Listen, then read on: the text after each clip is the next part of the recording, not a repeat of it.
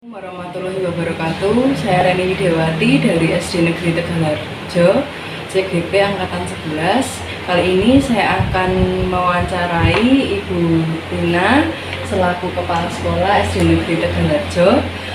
Di sini Bu, untuk sesi wawancara nanti berbagi pengalaman selama Bu Rina menjabat sebagai Kepala Sekolah dalam pengambilan keputusan. Baik Bu. Selamat siang Bu. Bagaimana Bu kabarnya? Alhamdulillah baik. Alhamdulillah nih Bu. Di sini Bu, saya akan mengajukan beberapa pertanyaan dalam panjenengan untuk mengambil keputusan di mana kasusnya dilema etika Bu. Yang pertama, bagaimana panjenengan dapat mengidentifikasi kasus-kasus yang merupakan dilema etika?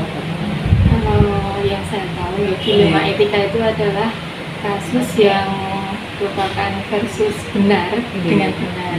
Jadi ada dua pertentangan di dalamnya. Kasus yang dilema etika pasti kasus yang untuk pengambilan keputusannya perlu pemikiran yang mendalam karena harus mempertimbangkan berbagai pihak ataupun juga nilai-nilai kebajikan yang ada. Kemudian jalan yang panjenengan ambil dalam mengambil keputusan bagaimana Bu untuk kasus-kasus yang ada dua kepentingan yang sama-sama benar ini?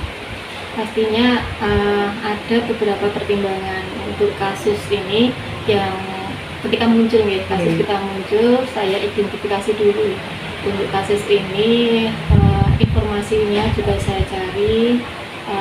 Kasus ini berawal dari apa, untuk sumbernya siapa, lalu yang menjadikan kasus itu apa. Kemudian dari identifikasi itu baru membuat pertimbangan-pertimbangan yang ada.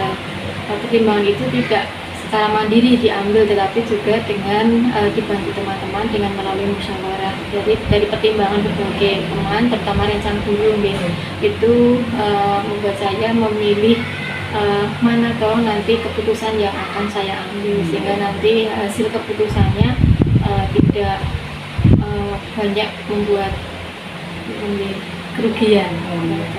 Berarti dari identifikasi masalah dulu, kemudian baru merumuskan tindakan yang akan diambil ya Bu. Kemudian langkah-langkah yang seperti apa Bu? Misalnya satu diceritakan Bu. Kalau langkahnya yang pasti pertama adalah mencari informasi tentang kasus ini, dari baik kasus ini adalah pelaku atau kasusnya tentang apa. Kalau ini misalnya tentang murid ya, murid saya tanyakan langsung ke gurunya, tanya data-data tentang kasus ini, saya identifikasi dulu, cari informasinya, setelah itu baru membuat pertimbangan. Pertimbangan ini bisa dibuat sendiri ataupun juga mendapatkan masukan dari rencana guru, karena di sekolah kebanyakan kasus adalah berorientasi pada siswa. Nah, dari pertimbangan itu saya mengambil keputusan yang nantinya tidak akan dengan memperhatikan nilai-nilai kebajikan tadi, sehingga tidak membuat suatu kerugian bagi pihak yang nantinya akan mendapatkan keputusan tersebut. Kemudian hal-hal apa saja yang selama ini panjenengan anggap efektif dalam pengambilan keputusan pada kasus-kasus dilema etika? Kalau kasus dilema etika tadi kan versus benar lawan benar ya. Berarti pengambilan keputusannya perlu pertimbangan yang matang. Karena kasus dilema etika ini, keputusan yang diambil itu tidak akan 100% sempurna seperti pada kasus bujukan moral. Kalau bujukan moral mudah ya, kita tahu benar salah, artinya kita secara moral ambil yang benar. Tapi kalau yang kasus ini adalah terutama pertimbangannya adalah kebutuhan siswa. Kemudian hal-hal apa saja Bu yang selama ini menjadikan tantangan dalam pengambilan keputusan pada kasus-kasus ini Bu? Sudah dijelaskan tadi ya, kalau kasus dilema etika ini kasus yang benar melawan benar, sehingga keputusannya kan tidak 100% memuaskan semua orang. Pastinya ada pihak yang tidak puas dengan keputusan yang diambil. Nah, untuk langkah yang saya ambil ketika tantangannya tadi adalah adanya ketidakpuasan dari pihak dengan keputusan yang saya ambil. Untuk langkah penyelesaiannya, saya lakukan pendekatan secara personal. Saya jelaskan kenapa saya mengambil keputusan ini, pertimbangan apa yang saya ambil.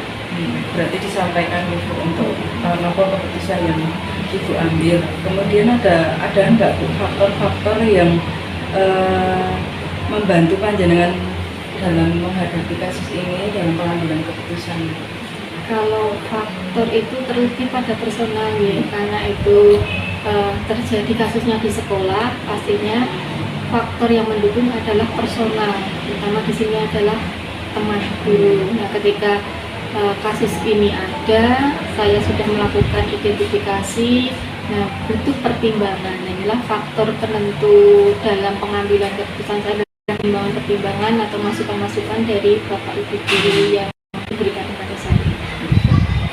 Kemudian yang terakhir ya Bu, dari semua yang panjenengan sampaikan kepada saya ini, karena Bu Tina kan juga sudah dari SD yang sebelumnya mungkin kan juga menemui banyak kasus nih Bu.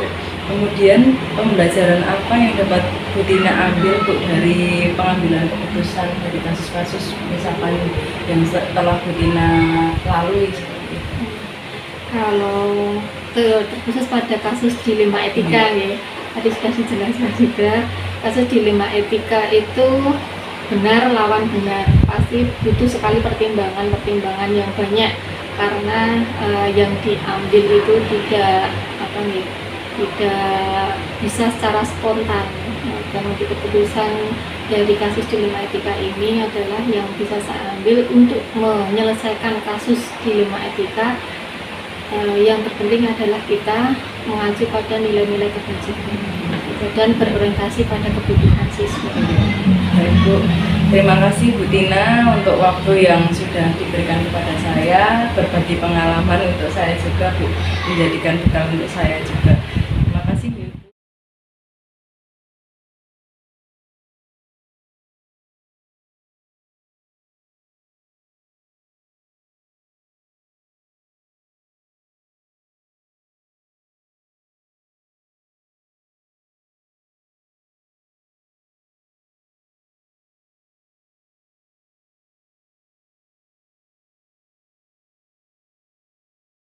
Assalamualaikum warahmatullahi wabarakatuh. Saya Reni Widiawati dari SDN Negeri Tegalharjo, CGP Angkatan 11. Kali ini saya bersama Ibu Muriati selaku Kepala Sekolah SD Negeri Ngemplak.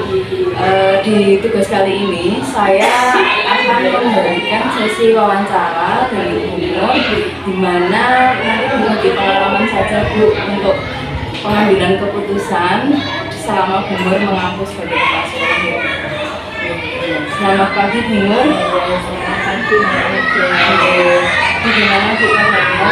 Biasa saja. Alhamdulillah ya Bu. Kali ini Bu, saya izinkan saya memberikan pertanyaan Bu yang berkaitan dengan pengambilan keputusan selama Bu Nur menjadi kepala sekolah ya Bu. Untuk yang pertama Bu, selama ini bagaimana panjenengan dapat mengidentifikasi kasus-kasus yang berupa dilema etika Bu?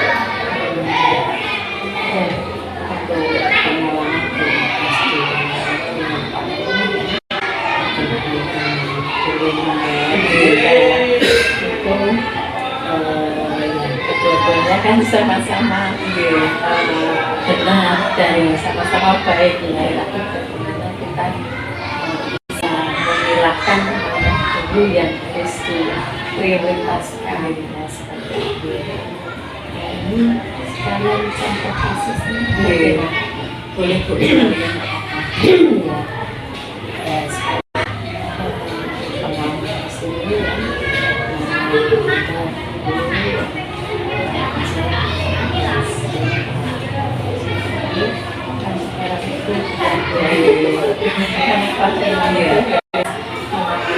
BK persiapan untuk anak-anak BK, walaupun itu sejak dari kelas 1 ya mulainya ya mengenai kelas ini, tapi kan ujungnya di kelas 5 itu tanggung jawab Saya sebagai guru menguasai IT,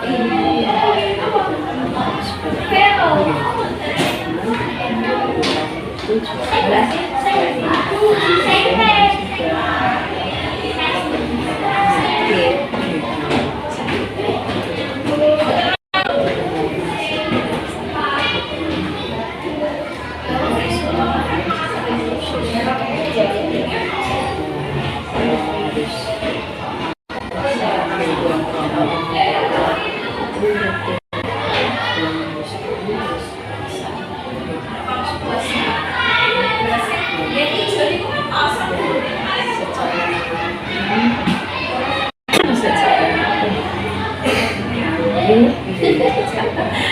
juga kita itu ya kasihan ya, siapa tahu yang mengalami seperti itu, tapi yang secara kedinasan dituntut tanggung jawab itu saya ya harus disoalkan juga,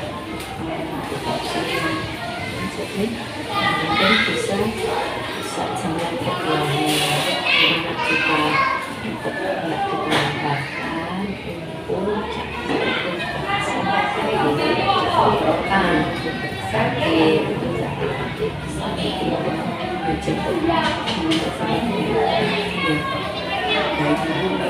kemudian Bu, bagaimana panjenengan menjalankan pengambilan keputusan ini Bu, terutama pada kasus-kasus di mana ada kepentingan yang sangat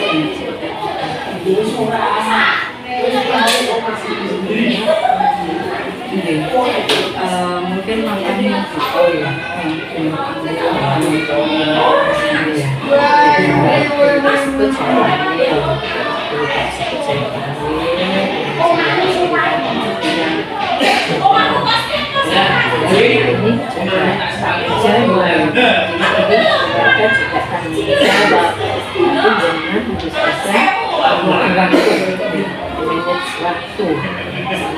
waktu di mana keduanya tidak dirugikan. berarti dengan memanggil secara personal. Kemudian Bu, hal apa saja yang membuat panjenengan ini yang menurut panjenengan efektif dalam pengambilan keputusan?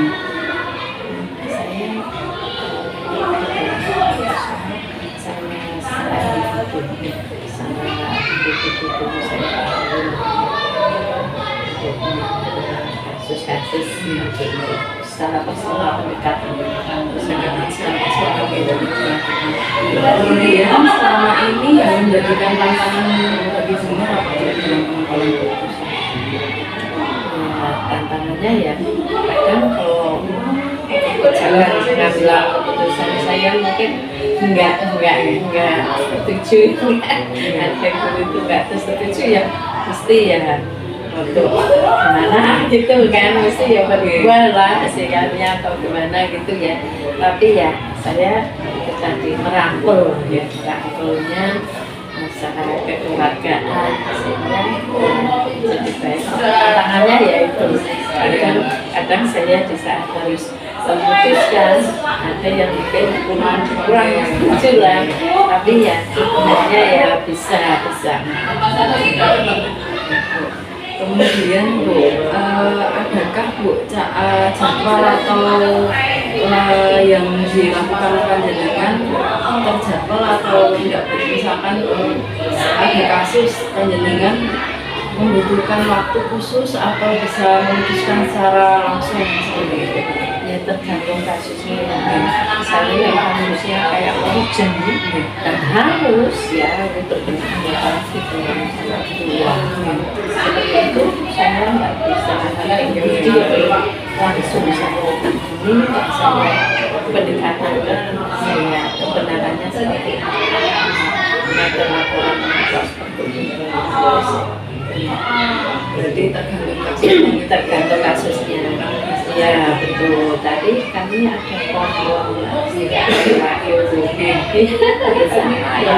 Setiap hari Rabu tombel itu saya pakai kadang untuk sharing, belajar bersama dan bersama satu kelas apa. Jadi saling terbuka ya.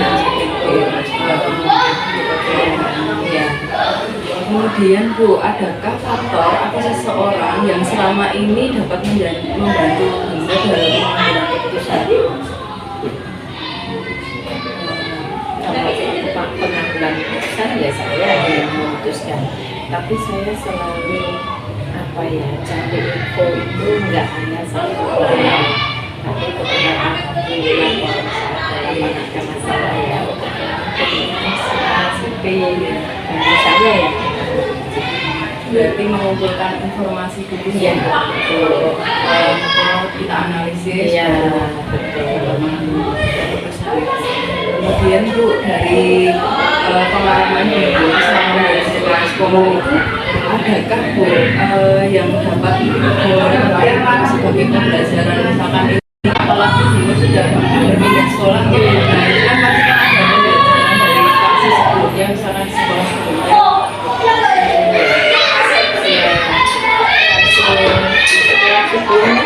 Ya hampir mirip-mirip gitu ya kayak hampir sama gitu ya, dan ada guru terlambat ya seperti itu ya, bisa lah kita apa ya, kita bicarakan, kita cari solusinya. Mungkin yang penting mungkin satu-satu jalan Iya. Baik Umur, mungkin itu yang saya tanyakan untuk berbagi pengalamannya. Terima kasih Umur untuk waktu yang telah disediakan untuk saya dapat menemani saya berbincang Ibu untuk berbagi pengalaman ini. Semoga dapat menjadikan pengalaman bagi saya juga tentunya Ibu.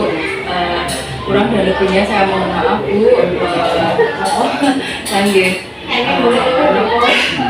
Izin pamit gitu ya. Ya terima kasih Mbak Lydia, Ibu ya rasanya bangga ya sama Mbak Lydia maju CGP luar biasa, pasti akan dari pembahasan kita dapat hikmah semuanya. Amin. Prosesnya dari pengalaman, ya banyak pengalaman, banyak hal yang kita dapat itu jadi bekal. Terima kasih Bu Bapak.